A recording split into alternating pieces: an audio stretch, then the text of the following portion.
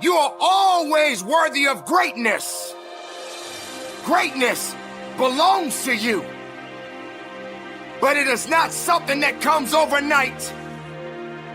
You've got to want that pressure. You've got to want things to be hard. You can't seek out the easy life. You can't just hope and pray that you can uncover inside of you some talent that's laid dormant that you didn't know about that's going to let things be easy for you. Don't want the easy. Want the hard. Want the pressure. Want the thing that's going to turn you into something.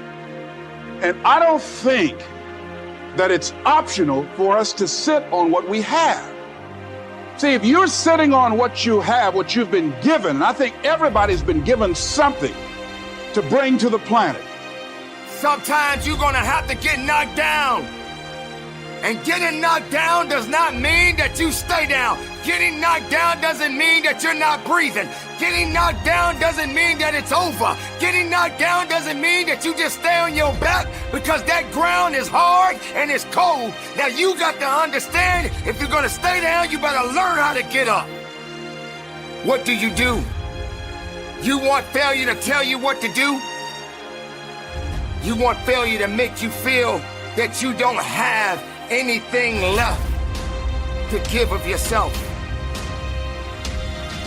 Failure will not apologize. It is designed to teach you a lesson.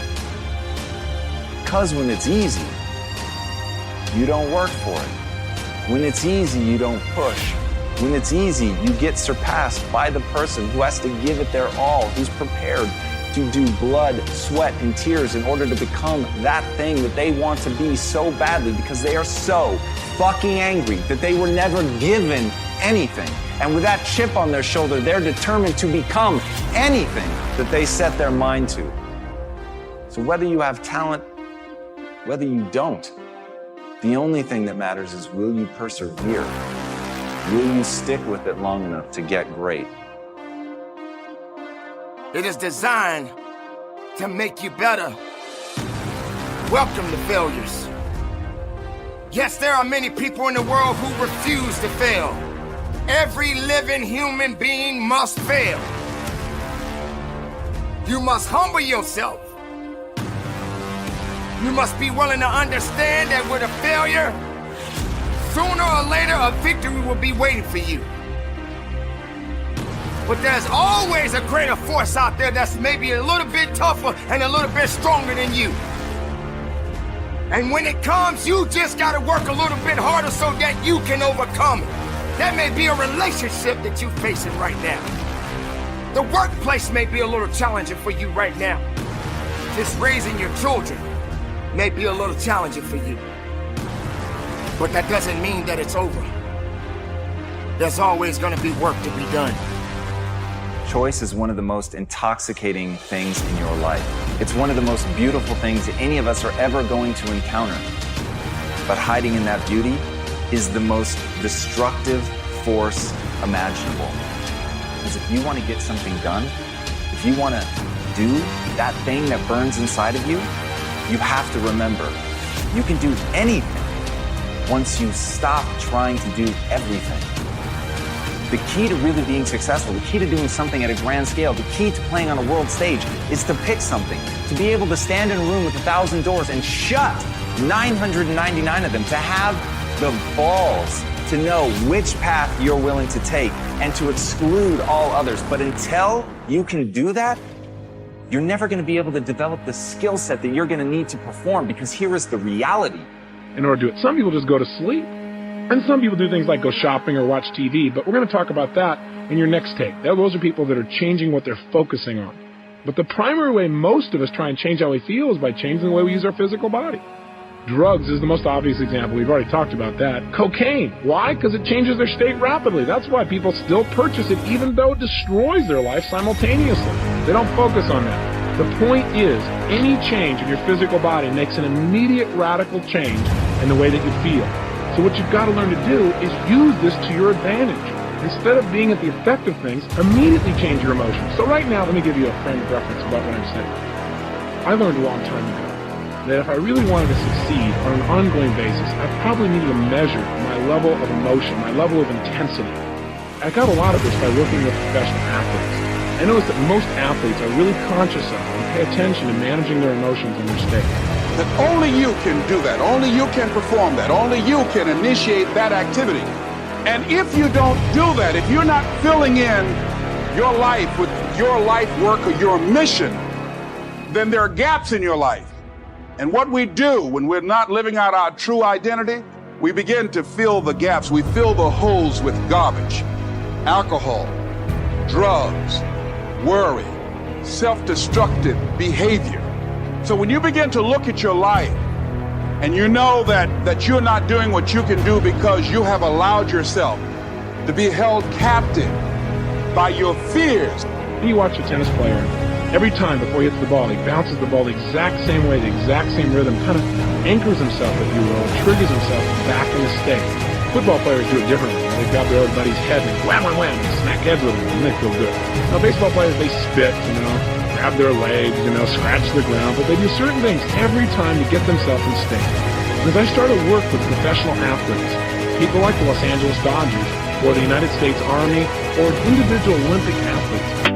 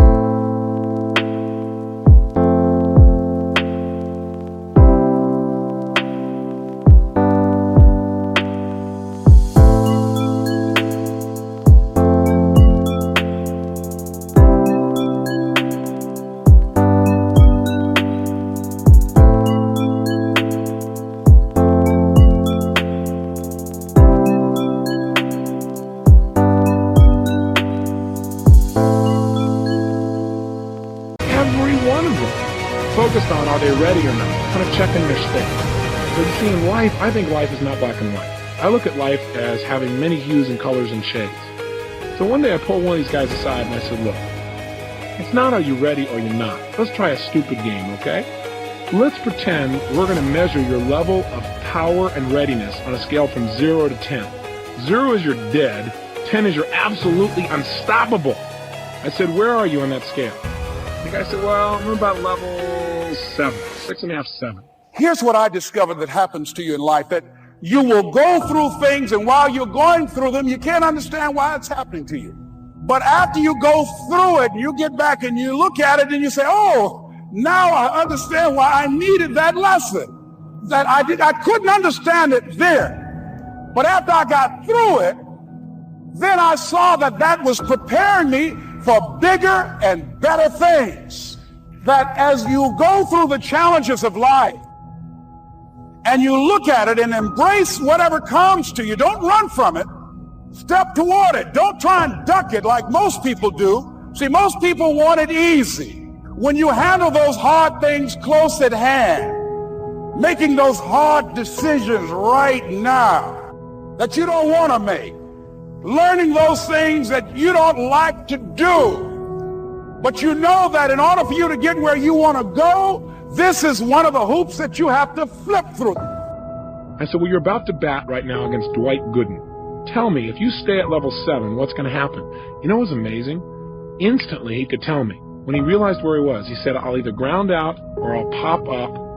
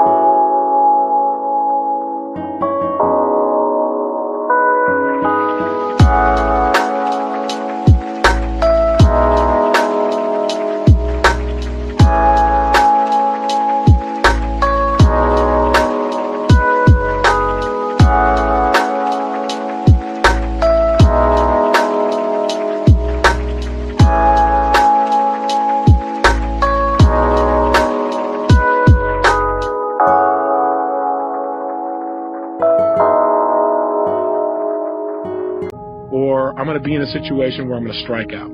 I said, what level do you need to be at on a scale from 0 to 10 to be successful with Dwight Gooden? He's at level 12. I said, okay, that gives me a frame of reference. So you also need to know where you need to be successful. Now, with an athlete, it's pretty clear. For peak performance, they got to be at level 10 or above, if you will, on a scale from 0 to 10. But isn't your life just as important as an athlete's? If you're going to go in right now and you're going to influence your son or daughter to do something like get excited about their schoolwork, how are you going to do that if you're at level 3? It's not going to happen. Too often I see parents that go, I just can't motivate my children. I just don't understand why. I talk to them about all the reasons why they should really go